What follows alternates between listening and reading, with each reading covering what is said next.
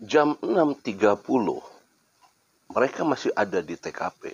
Mereka semua masih ada di TKP. Ya, katakanlah membersihkan, menciprat-cipratan air, ambil waktu 10 menit atau 15 menit lah.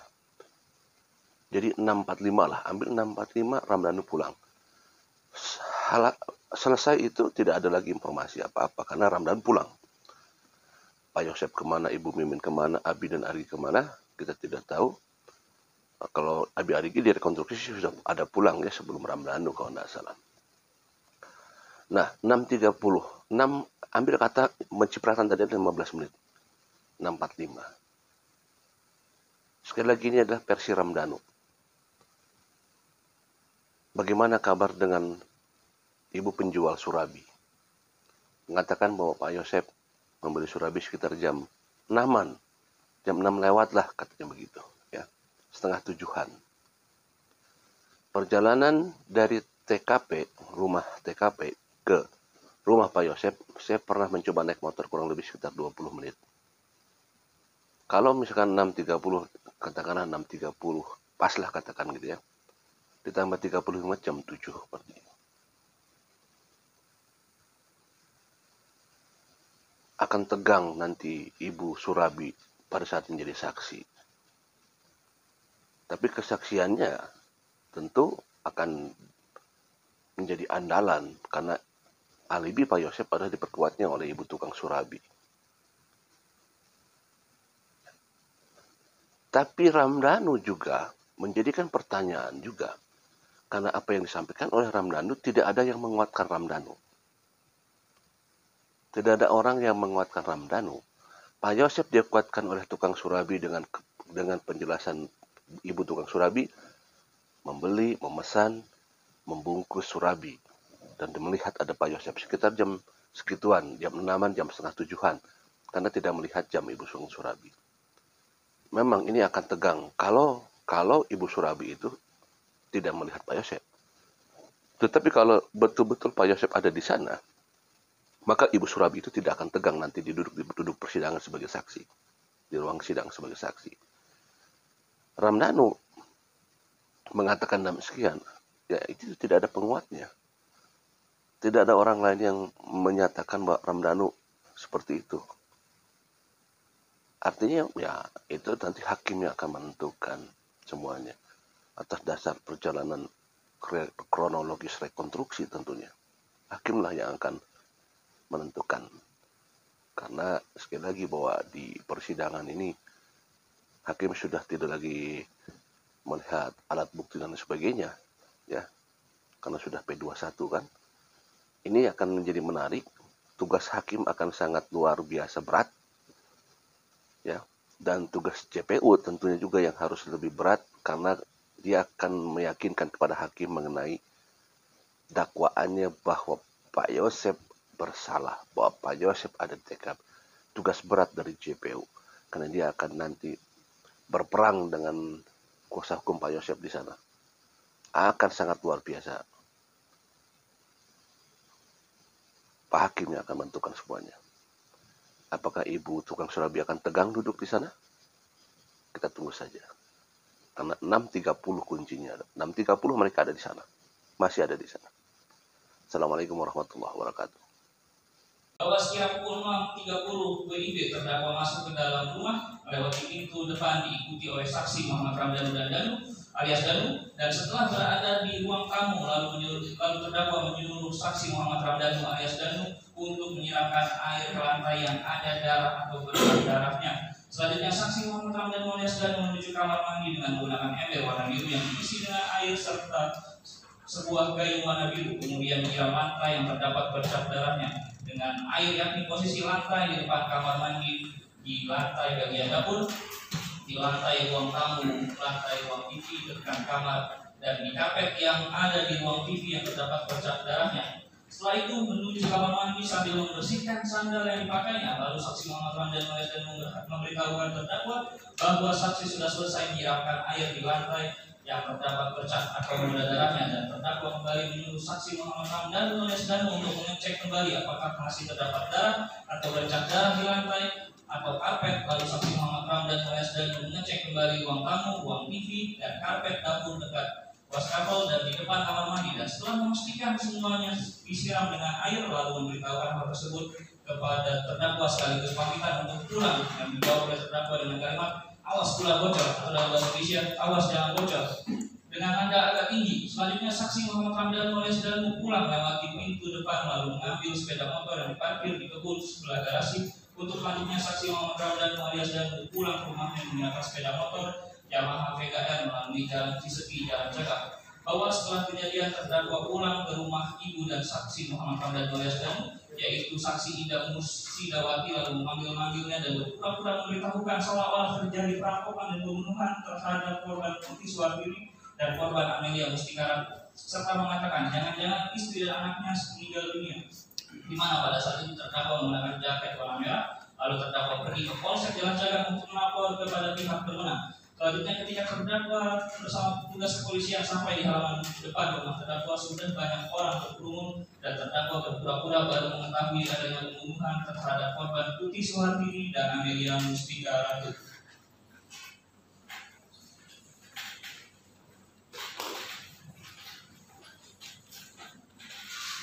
Bahwa akibat perbuatan terdakwa bersama-sama dengan saksi Muhammad Ramdan alias Danu, saksi Ari Direksa Pratama alias Reja, dan saksi Abi Aulia serta saksi Mimi Mintasi mengakibatkan korban Tuti Suhartini dan korban Amelia Mustika Ratu meninggal dunia. Hal ini sesuai visum et repertum, yaitu 1. Dr. Fahmi Arif Hakim, SPFM, tim forensik Rumah Sakit Bayangkara Sartika Asih Bandung, diperoleh hasil pemeriksaan sebagai berikut. Berdasarkan visum et repertum nomor R/Fer/77/8 Romawi /2021/Dokpol tanggal 18 Agustus 2021 perihal hasil pemeriksaan bedah jenazah Nyonya Tuti Suhartini dengan kesimpulan pada mayat perempuan berumur kurang lebih 55 tahun ini ditemukan beberapa luka terbuka tepi, tidak rata di daerah kepala dan wajah, serta disertai luka patah tulang tengkorak, memar otak, robeknya selaput keras otak, dan resapan darah pada kulit kepala bagian dalam akibat kekerasan tumpul. Selanjutnya pada pemeriksaan organ dalam ditemukan tanda-tanda hipoksia atau jaringan kekurangan oksigen pada sebagian organ dalam. Sebab kematian pada orang ini adalah akibat kekerasan tumpul dan pada daerah kepala yang mengakibatkan patah tulang tengkorak, memar otak, dan hancurnya sebagian otak. Bahwa berdasarkan visum et repertum nomor R/Fer/78/8 Romawi /2021/Dokpol tanggal 18 Agustus 2021 perihal hasil pemeriksaan bedah jenazah Nona Amalia Mustika Ratu dengan kesimpulan pada mayat perempuan berumur kurang lebih 23 tahun ditemukan beberapa luka terbuka tepi, tidak rata di daerah kepala dan wajah, serta disertai memar, patah tulang tengkorak, memar otak, robeknya selaput keras otak, dan resapan darah pada kulit kepala bagian dalam akibat kekerasan tumpul. Selanjutnya pada pemeriksaan organ dalam ditemukan tanda-tanda hipoksia atau jaringan kekurangan oksigen pada sebagian organ dalam. Sebab kematian pada orang ini adalah akibat kekerasan tumpul pada daerah kepala yang mengakibatkan patah tulang tengkorak, memar otak, dan hancurnya sebagian organ otak. 2. Dr. Subi Hastri Purwanti, Dr. DFM SPF. Dari hasil pemeriksaan forensik sebagai berikut. A. Terdapat jenazah Tuti Suhartini alias Nur binti Urip Hasan Dinomo. Ditemukan jenazah perempuan, panjang tubuh 150 cm. Terdapat luka terbuka di dahi kanan dengan ukuran 7 x 1 cm.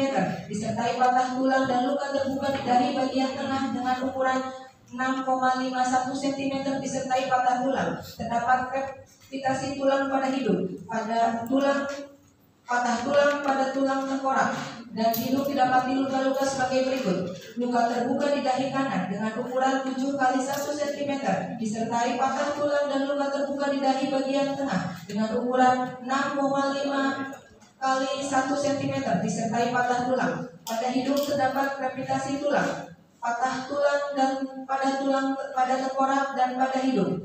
Berdasarkan hasil pemeriksaan jenazah sebagaimana terurai di atas, dapat saksi jelaskan sebagai berikut. Didapati luka pada korban Tuti Suhartini alias Nur binti Urip Hasan Dinomo. Luka terbuka di dahi kanan dengan ukuran 7 x 1 cm disertai patah tulang disebabkan oleh benda tajam yang bilahnya tajam. Luka terbuka di dahi tengah dengan ukuran 6,5 x 1 cm disertai patah tulang disebabkan oleh benda tajam yang bilahnya tajam patah tulang pada hidung disebabkan oleh benda tumpul, patah tulang pada tengkorak disebabkan oleh benda tumpul. B.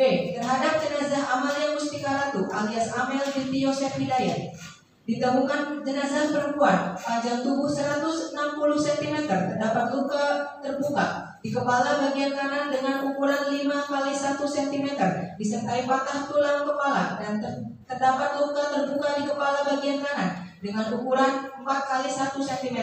Luka terbuka di dahi kanan dengan ukuran 7 x 2 cm, disertai patah tulang dan luka terbuka di dahi kiri dengan ukuran 6 x 3 cm, disertai patah tulang. Terdapat bekas memar di lengan kanan bagian atas. Pada bagian hidung terdapat krepitasi tulang, patah tulang kepala sisi kanan. Pada dahi bagian kanan, kiri, dan bagian hidung terdapat luka di kepala bagian kanan dengan ukuran 5 x 1 cm, disertai patah tulang kepala. Luka terbuka di dahi kanan dengan ukuran 7 x 2 cm, disertai patah tulang, dan luka terbuka di dahi kiri dengan ukuran 6 x 3 cm, disertai patah tulang. Pada hidung terdapat krepitasi tulang. Didapati luka pada korban Amelia Mustika Ratu alias Amel binti Yosef Hidayat. Terdapat luka di kepala bagian kanan dengan ukuran 5 x 1 cm dan ukuran 4 x 1 cm, disertai patah tulang kepala disebabkan oleh benda tumpul. Terdapat luka terbuka dahi kanan dengan ukuran 7 x 2 cm, disertai patah tulang dan luka terbuka di dahi kiri dengan ukuran 6 x 3 cm, disertai patah tulang disebabkan oleh benda tajam. Terdapat patah tulang pada hidung disebabkan oleh benda tumpul. Bahwa perbuatan terdakwa Yosef Hidayat sebagaimana diatur dan diancam pidana dalam pasal 338 junto pasal 55 ayat 1 ke 1 KUHP. Bandung, 6 Februari 2024. Jaksa penuntut umum 1. Dr. Membasari Susati, SHMU. 2. Sunarto SPD, SHMH. 3. Guntur Wibowo, SHMH. 4. Rika Fitria Nirmala, SHMH. 5. Hayomi Saputra, SH. 6. Sukanda, SHMH. 7. Ami Siti Camisan, SH. 8. Rohayudin, SH. 9. Adi Fahri Dikri, SH. 10. Joshua Markus Adrian, SH. 11. Heli Mulyawati, SH. Ditandatangani. Sudah. Saudara apa sudah mendengar? Apa? Ya. Sudah menerima surat apa? Sudah. Pak tim dari penasihat hukum ya, sudah menerima. Ya. Ada berapa? Boleh sudah?